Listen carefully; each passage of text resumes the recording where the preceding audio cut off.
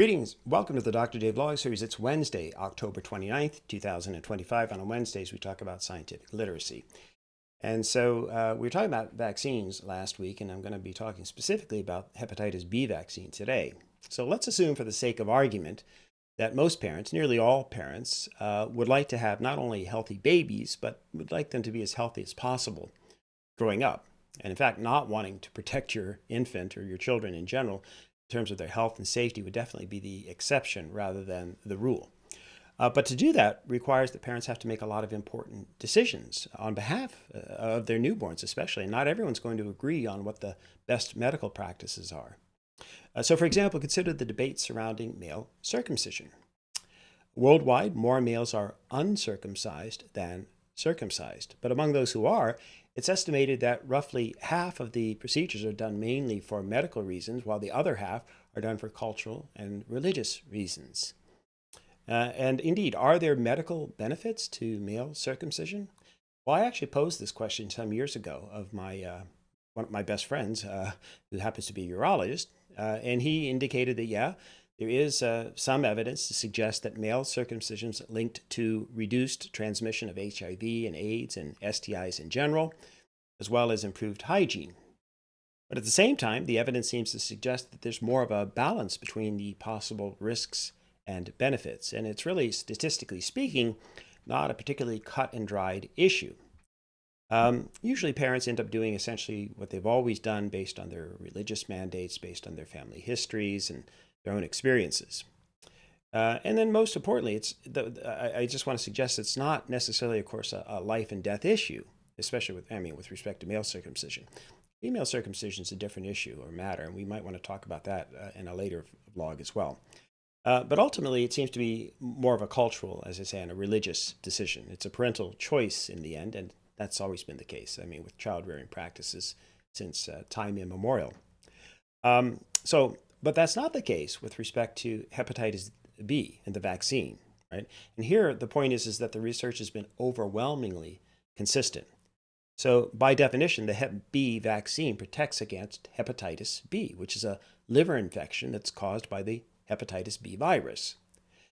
So people who get infected don't even necessarily exhibit any symptoms immediately, or they can have mild symptoms that feel like the flu.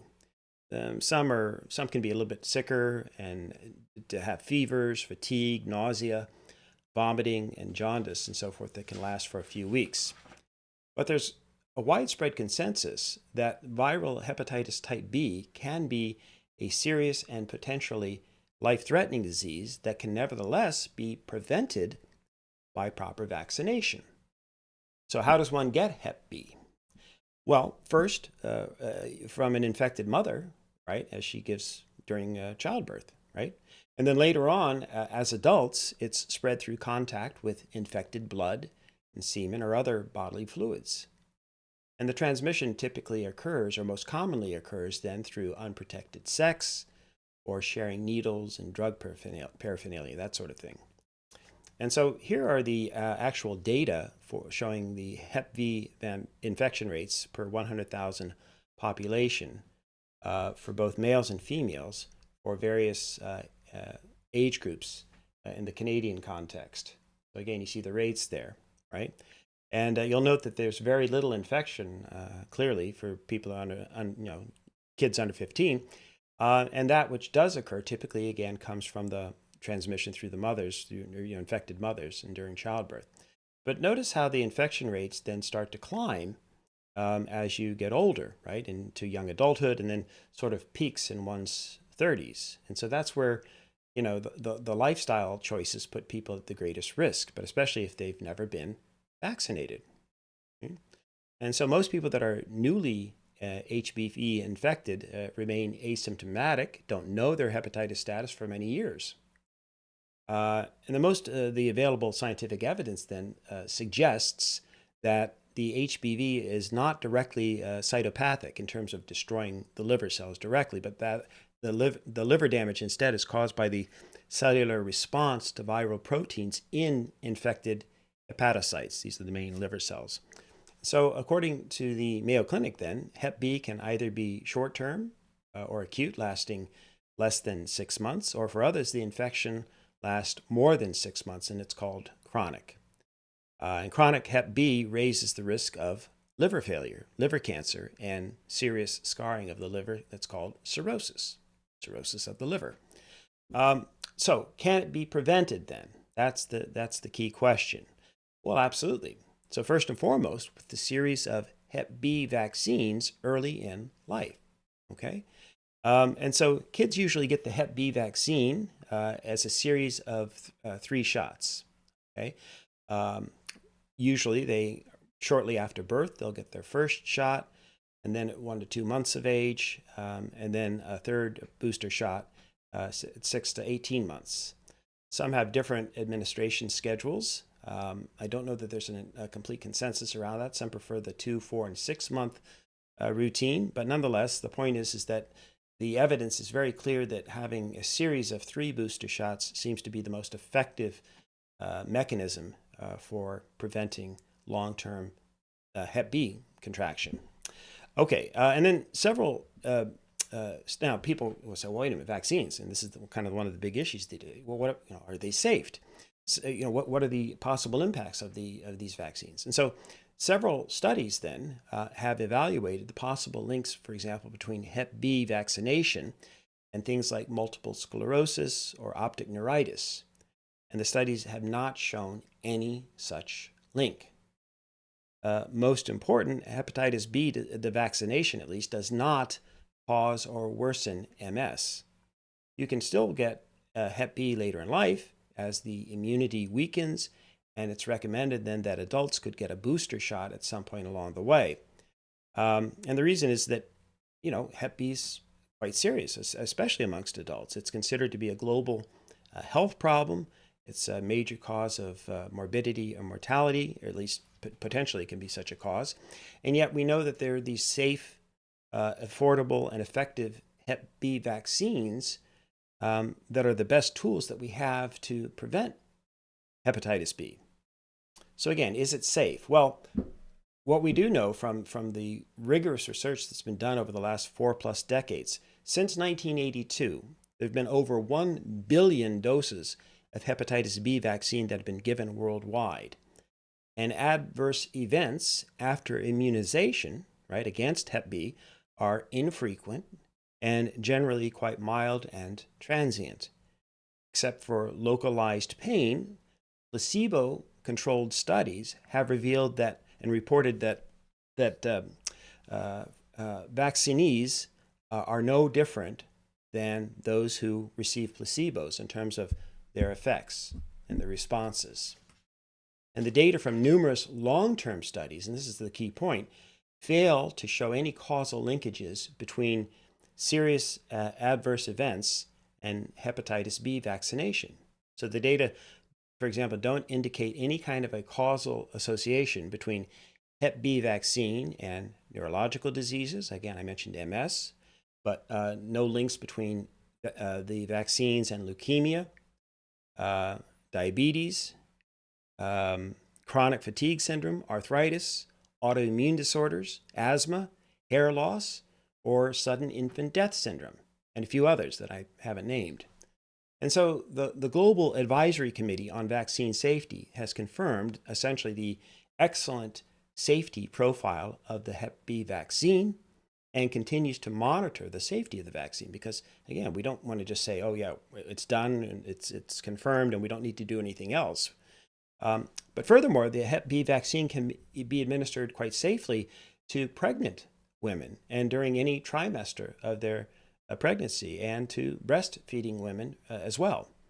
So the bottom line is that essentially it's a vaccine that can be given to almost any baby, any infant, including low birth weight or preemies for that matter. And even HIV positive persons can receive Hep B vaccinations as well. And so, anyway, following the endorsement of the Global Health Sector Strategy on Viral Hepatitis, and the WHO, that is the World Health Organization, developed these ambitious targets to try to eliminate hepatitis, including HBV as a public health threat by 2030. And so service targets include further improvement in terms of childhood vaccine coverage, major increases in birth dose vaccine coverage or other methods for mother-to-child HPV prevention. And then this massive expansion of the program across all different regions of the world. And so the bottom line is that they're hoping to get this 90% reduction, and they have found that according to the initial research, they've been able to decrease by 65% HPV related deaths. So that's just in the first phase of the research. And so again, the hope is that, well, we already know that currently the coverage of 3 doses of Hep B vaccine has reached 85% worldwide, compared to only 30% in the year 2000. And the most comprehensive research to date suggests that the effective implementation of these Hep B vaccines, the program as a whole, has resulted in a substantial decrease in the HBV carrier rate, and as just mentioned, a remarkable decrease in Hep B related mortality rates as well. So even in Canada, where we have a remarkably robust public health care system, we've seen, and we have high vaccination rates, the actual infection rates have continued to decline. Let me just bump that forward over the last decade, right? As per this second chart here, right? So our incident rates have declined, and the overall infection rates are now less than 10 cases per 100,000 population. So the Hep B vaccine, while not absolutely perfect and not presenting literally zero risk for everyone, it still seems to me to be like something of a bit of a no-brainer as such, right? So for 99.99% of the population, every conceivable study available suggests that it's extremely safe and extremely effective. And so why wouldn't people then be on board? Well, this gets to the heart of the issue around scientific literacy. So for example, why would somebody in my Facebook group decide to post a brief video of one specific doctor saying that people shouldn't be so quick to give their infants the Hep B vaccine, since most infants and babies and children are low risk anyway. And so the woman, by the way, who was posting this, then added an editorial comment along the lines of truth. I mean, it definitely put in truth. More people need to hear this. Well, and then the doctor went on to say, in effect, besides, how many children are having unprotected sex or using needles and drugs? That's, again, almost a literal quote. And of course, that completely misses the point. So I can't believe I have to say this, but the infant vaccines are meant to be preventative, right? To reduce infection rates and subsequent risk. That's the point. That's all. No one's suggesting that 5-year-olds are at risk for having unprotected sex or using needles and so on. Of course, unfortunately, some are at risk, that is, some 5-year-olds, some kids, for being sexually or otherwise assaulted and abused, in which case, of course, the Hep B vaccine, or the Hep B itself, could potentially be transmitted. But again, that's probably not the biggest concern if that's what a young child's experiencing or being exposed to. But these are clearly the most tragic of cases and circumstances. But again, why would otherwise reasonably intelligent and certainly concerned parents refuse the vaccines for their children? That doesn't seem to make a lot of sense. But we've studied the issue, and we have a pretty good understanding of why. So it turns out that, for example, amongst one large-scale Australian study, that those who refused thought that the baby was too young, and or they perceived there to be a low risk of contracting HBV. And finally, about 2 in 5 people who refused expressed a fear of overloading their baby's immune systems. So in short, the majority of postnatal women who declined HBV birth dose immunization for their newborns cited age-related safety concerns and vaccine misconceptions, quite frankly. Informal information sources such as the internet and social media were most often consulted. And indeed, think of the spread of disinformation circulated informally just in chat groups or on Facebook, like I just mentioned, this message I got. And granted, it's from somebody that I hadn't seen since high school. I don't really know, but we went to an excellent high school. But alas, we're decades removed from those days, and we live in a digital world now that allows for the instantaneous spread of misinformation and disinformation, often unvetted and unfiltered. And let's face it, most people don't have the time and the energy or the interest in doing the serious research. And when I say serious, I don't mean, oh, I went online and I have a YouTube channel like the Dr. J blog series. I'm talking about actually looking at the medical or the scientific research and so on. Now that's what I do, but that's what I do for a living. So, and hence the purpose of this vlog. But even more than AI threats, which we're going to discuss in this vlog as well in the coming weeks at some point, I want to propose, or I want to hypothesize, that the main threat to our population's overall health and well-being across the social and political spectrums as well involves the unfettered spread of damaging, harmful, and then, depending on the subject matter, at times hateful messaging to which so many people then are exposed and, unfortunately, at times uncritically accept as well. Again, I don't condemn people for their beliefs or their preferences. We're all working with limited information, imperfect information, myself included. So I just work relentlessly, at least in my, I try to use my analytic abilities, then my extended training across 2 PhD programs, to try my best to examine the best scientific research that we have on the subjects on which I comment. And of course, when better and new information does emerge, I'm more than happy to change or at least update my views in light of the new evidence. But it has to be credible and rigorous and subject to the highest standards for establishing facts and truth. And that's the only thing that I really and truly demand. So if you want to convince me of something, just be sure that you can explain why something's true, why you believe what you do, where you got your evidence, and why you're convinced on that basis that that's true, right? And I'll do the same. And then we can have an intelligent and a cordial and respectful debate around the issues.